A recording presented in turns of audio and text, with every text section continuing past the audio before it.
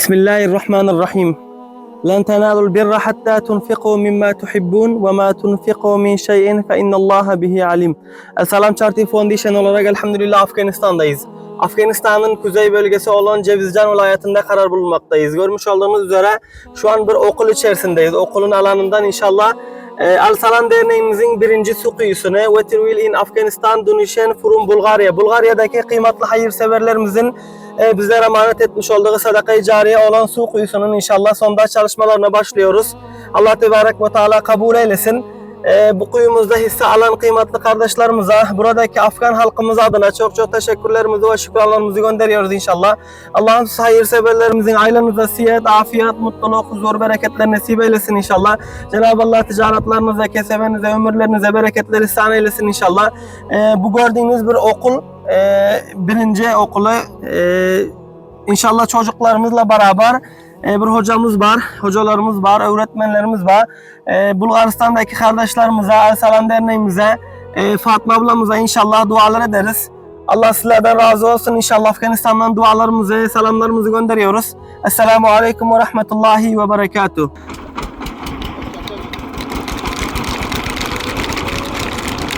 Şurukunin. Elhamdülillah El Salam Derneğimizin birinci kuyusuna sadaka-i cariye olan birinci su kuyumuza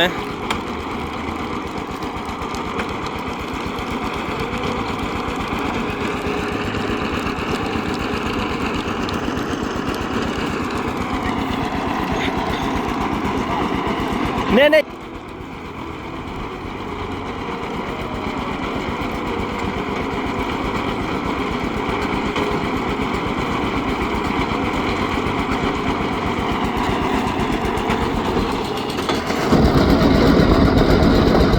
El Salam Charity Foundation olarak elhamdülillah su kuyumuza başladık. Birinci su kuyumuza. Kıymetli hayırseverlerimiz tarafından çocuklarımızı sevindiriyoruz. Keyik ikramında bulunuyoruz. Allah kabul eylesin inşallah.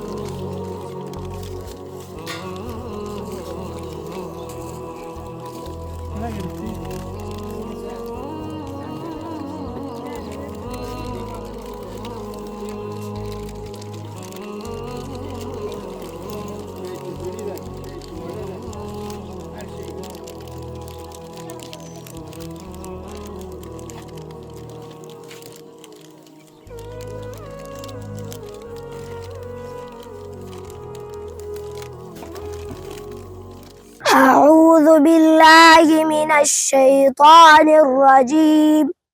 بسم الله الرحمن الرحيم. لإيلاف قريش إيلافهم رحلة الشتاء والصيف فليعبدوا رب هذا البيت الذي أطعمهم من جوع وآمنهم من خوف. صدق الله العظيم. سبحان ربك رب العزة عما يصفون وسلام على المرسلين والحمد لله رب العالمين. آمين. الحمد لله رب العالمين والعاقبة للمتقين والصلاة والسلام على أشرف الأنبياء والمرسلين وعلى آله وأصحابه أجمعين. اللهم افتح لنا بالخير واختم لنا بالخير واجعل عاقبة كل أمورها بالخير. اللهم أحسن عاقبتنا وخاتمتنا في الأمور كلها وأجرنا من خزي الدنيا عذاب الآخرة.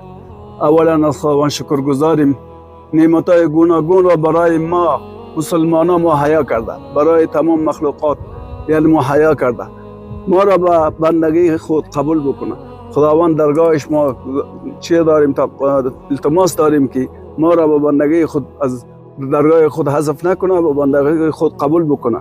امروز در این مکتب نیکاباد البته مشکلات زیاد بود، البته با کوشش برادرای دین دوست اور دین پرور امروز در اینجا یعنی انجینیر صاحبا آمدن از دفتر خارجه، البته که نامش پیشتر گفته شد، اونا آمدن که میخواهند که برای ما یک حلقه چاه را در اینجا تیار بسازند.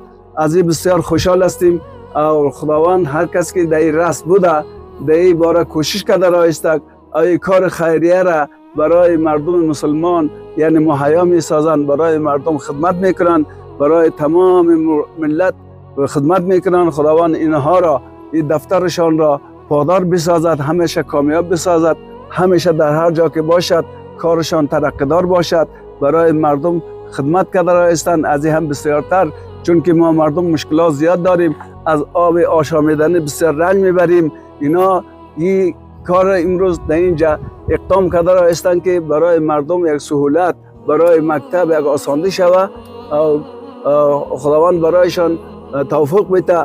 و کسی که در رأس بود یعنی دفتر کوشش کرد، راهنمایی کرد، از شورای مکتب هم تشکر میکنیم که همه کار اقدام کردن و برای ما یک خدمت شده را است و خدمتشان و نیتشان خداوند درگاه خود قبول بگردانه. و صلی الله تعالی علی خیر خلقه محمد و آله و اصحابه اجمعین برحمتک یا ارحم الراحمین.